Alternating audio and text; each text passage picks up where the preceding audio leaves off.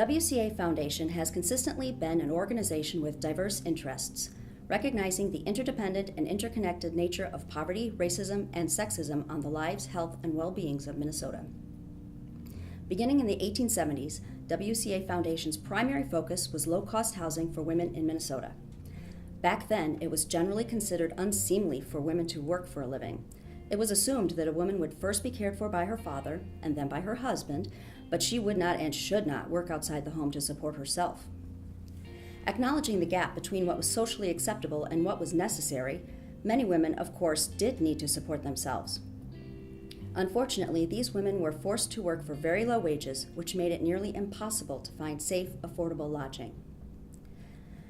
Having incorporated under a new name in 1873, the Women's Christian Association of Minneapolis opened the first women's boarding home in Minnesota in 1874. This first home had 8 sleeping rooms and charged rents of $2 a week, which working-class women at that time could afford. All 8 rooms were immediately filled, and it became clear that the need was larger than this one home could handle. So this smaller home was closed and larger quarters were found. By the late 1890s, WCA Foundation's reputation and influence were growing. More benefactors began to entrust gifts of land and money to the organization to build, carry out, and grow its work. In 1900, Minnesota's governor, John Pillsbury, donated land and built housing for 52 women because he wanted to help women whom he called really poor.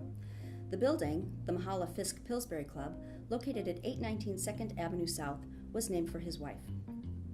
The Pillsbury Club was torn down and rebuilt in 1956.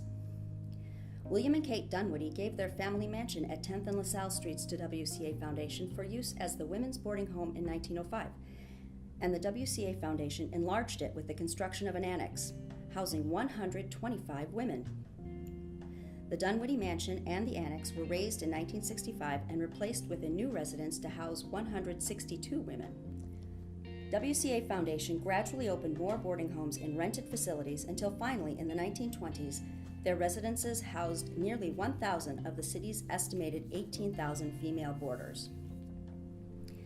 In 1925, WCA Foundation designed and built the Clarador Club at 1717 2nd Avenue South. It was a dormitory-style residence for 94 women in need. 3 years later, in 1928, our members built the Maybeth Page Hall on the corner of 8th Street and 5th Avenue South. It had a capacity for 175 women. The last building WCA Foundation constructed was Lindley Hall in 1941, next to the Clarador Club. While the other buildings were dormitory-style residences, Lindley was designed as a boarding facility for middle-aged women of limited means. Labor laws passed in 1914 increased women's wages, and World War I created new and better-paying jobs for women. After that, women were no longer forced to rely on boarding houses in the same way as before. As a result, some women began to leave boarding residences. As needs shifted, WCA Foundation gradually closed its rented facilities, but continued to operate the buildings it owned. By the 1970s, occupancy at all WCA Foundation's 5 residences began to drop. The growing independence of women at that time made dormitory living less appealing, and more young women chose to live in apartments.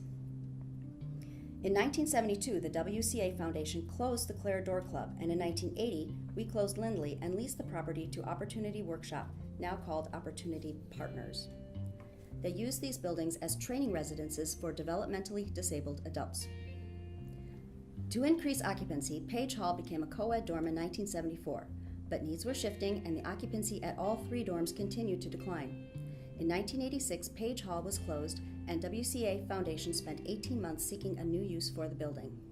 During that search, WCA Foundation found that there was no shortage of good human service programs in the city. The WCA Foundation decided that the best way to support Minnesota women in relevant and impactful ways was to become a grant maker. Page was sold in 1988, and the proceeds from the sale were invested.